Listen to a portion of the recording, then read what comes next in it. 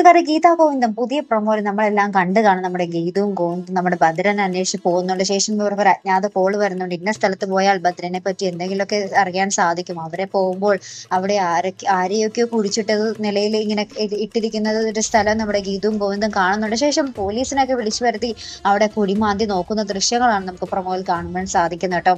പക്ഷേ അവിടെ വമ്പൻ ട്വിസ്റ്റ് നടക്കുന്നുണ്ട്. നമ്മുടെ രാധികാമ്മയും വരുണും എല്ലാവരും ഉണ്ട് കേട്ടോ ആ ഒരു ബോഡി പുറത്തെടുക്കുമ്പോൾ. പക്ഷേ ആ ഒരു ബോഡിയുടെ വലിപ്പം കാണുമ്പോൾ തന്നെ അറിയാം നമ്മുടെ ഭദ്രനല്ല, ഒരിക്കലും നമ്മുടെ ഭദ്രനല്ല. പോരാത്തിന് ആ ഒരു ബോഡി പുറത്തെടുത്ത് ഇങ്ങനെ നോക്കുമ്പോൾ നമ്മുടെ ഗീതുവിന്റെ മുഖത്ത് അങ്ങനെ ഒരു ഭാവമില്ല. നമ്മുടെ അച്ഛൻ പോയല്ലോ എന്നുള്ളൊരു ഭാവമൊന്നും ഇല്ല. പോരാത്തിന് രാധികാമ്മ ഇങ്ങനെ ഞെട്ടി നിൽക്കുന്നുണ്ട്. അയ്യോ ഇത് ഭദ്രനല്ലല്ലോ എന്നുള്ള രീതിയിൽ ഞെട്ടി നിൽക്കുന്നുണ്ട്. അപ്പൊ കുറെ പേര് ഇങ്ങനെ സോഷ്യൽ മീഡിയയിൽ ഇങ്ങനെ കമന്റ് ചെയ്യുന്നുണ്ട്. അത് മിക്കവാറും കിഷോർ ആയിരിക്കും, കിഷോർ ആയിരിക്കും. അപ്പൊ എനിക്കും തോന്നി കമന്റ് കണ്ടപ്പോൾ ശരിയാണല്ലോ, കിഷോർ ആകാൻ സാധ്യതയുണ്ടല്ലോ.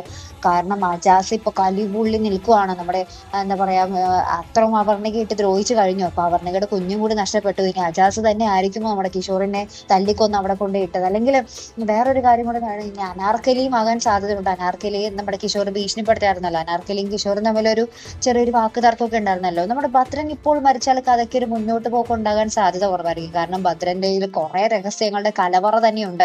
അപ്പൊ പെട്ടെന്നൊരു സുപ്രഭാതത്തിൽ ഭദ്രനെ ഇല്ലാതാക്കിയാൽ കഥയ്ക്ക് ഇങ്ങനെ ബ്ലോക്ക് ആയി പോകും കഥ അല്ലെ.